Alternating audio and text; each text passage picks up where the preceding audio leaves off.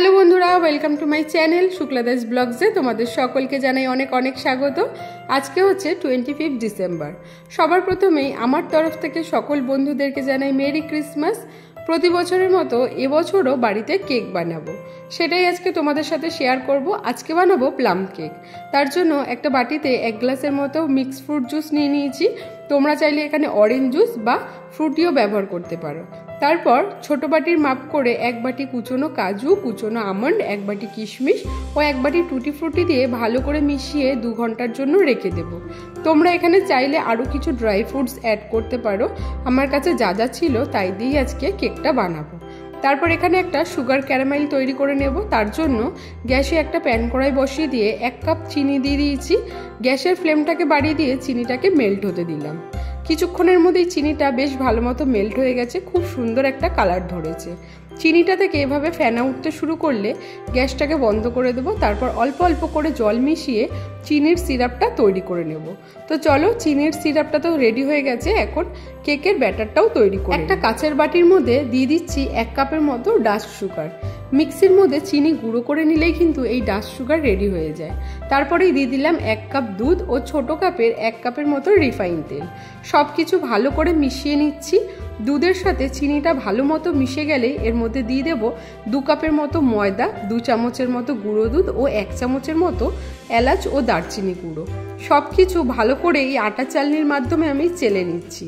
এতে হয় কি, কেকের ব্যাটারটা রেডি করার সময় কোনো রকম দলা বা লাম্পস তৈরি হয় না। সব কিছু দিয়ে এবার ভালো করে কেকের ব্যাটারটা আমি ফেটিয়ে নেব। যত ভালো করে এই কেকের ব্যাটারটা ফেটানো হবে তত ভালোই কিন্তু আমাদের কেকটা রেডি হবে। এখন দিয়ে দিচ্ছি এর মধ্যে আগের থেকেই যে চিনির সিরাপটা তৈরি করেছিলাম সেটা।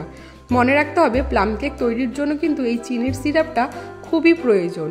প্লাম কেকের যে সুন্দর একটা কালার তৈরি হয় সেটা কিন্তু এই চিনির সিরাপটার জন্যই হয়। তো চিনির সিরাপটাও দিয়ে ভালো করে আমি কেকটা ফেটিয়ে নিয়েছি। তারপর এর মধ্যে দিয়ে দিলাম যে ভেজানো ড্রাই ফ্রুটসগুলো ছিল সেটা।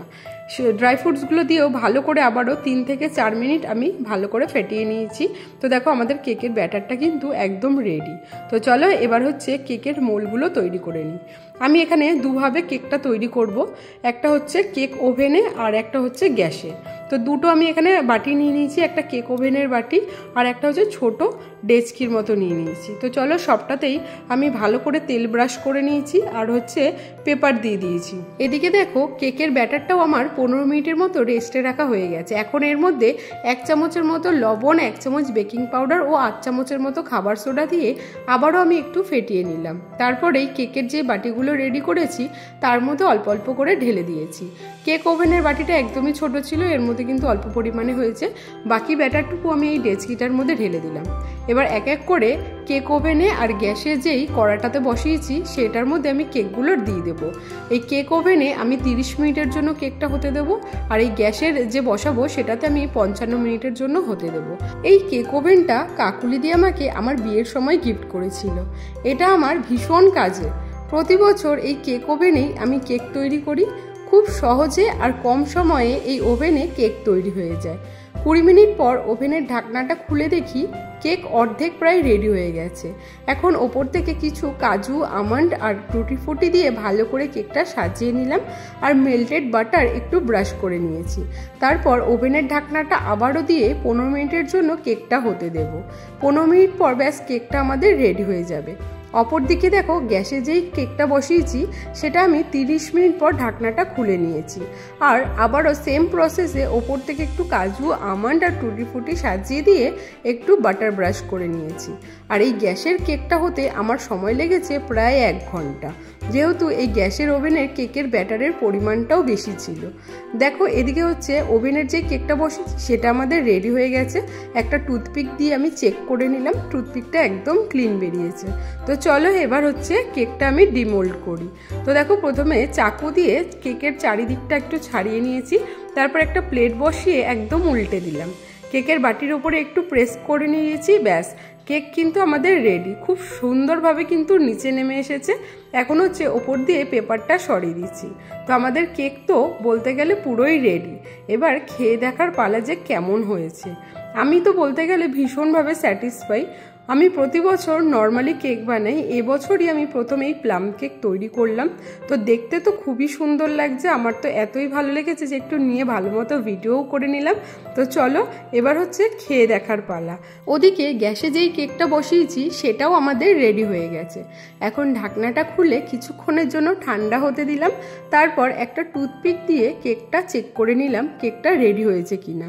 তো দেখো টুথপিকটা ক্লিনভাবে বেরিয়ে এসেছে, তার মানে কেক আমাদের প্রপারভাবে রেডি। তো চলো এবারে দুটো কেকই কেটে দেখার পালা। এটা হচ্ছে প্রথম কেক, যেটা আমরা কেক ওভেনে বানিয়েছি। তো দেখো খুব সুন্দরভাবে চাকু দিয়ে যখন কাটলাম একদম কিন্তু পিসটা কেটে বেরিয়ে এসেছে। তো ওপরের কালারটা একটু ডার্ক হয়েছে যেহেতু আমরা কেক ওভেনে বানিয়েছি, তবে ভেতরটা কিন্তু খুব সুন্দর একটা মিষ্টি কালার ধরেছে, আর কেকটাও কিন্তু খুব স্পঞ্জি টাইপের হয়েছে। তো তোমাদের এই প্রথম কেকটা কেমন লাগলো কমেন্টে জানিও, আমার তো ভীষণ ভালো লাগলো। এখন চলো দ্বিতীয় কেকটা কেটে দেখার পালা। এটা হচ্ছে দ্বিতীয় নম্বর কেক, যেটা আমরা গ্যাসে বানিয়েছি, আর এই কেকের কালারটা কিন্তু খুব সুন্দর এসেছে প্রথম কেকের তুলনায়। এটা মনে হচ্ছে যেন পুরো প্লাম কেক। আর দেখো কাটার পর একদম পুরো কিন্তু চাকু দিয়ে একদম স্পঞ্জের মতন কেটে বেরিয়ে এসেছে। তো দুটো কেকই কিন্তু ভীষণ ভালো হয়েছে, আমার কাছে তো ভালো লেগেছে। তোমাদের কাছে কেমন লাগলো অবশ্যই জানিও। আর শুধু দেখতে সুন্দর না, খেতেও কিন্তু কেক দুটো খুবই টেস্টি হয়েছিল। তো চলো বন্ধুরা, আমি তো কেকটা এনজয় করি। তোমাদের এই কেকের ভিডিওটা কেমন লাগলো অবশ্যই কিন্তু কমেন্টে জানিও। আর যদি ভিডিওটা ভালো লেগে থাকে তাহলে একটা লাইক কমেন্ট শেয়ার করে দিও, আর চ্যানেলটিকে সাবস্ক্রাইব করতে কিন্তু ভুলো না। দেখা হচ্ছে নতুন একটা ভিডিওতে, ততক্ষণ পর্যন্ত টাটা বাই বাই।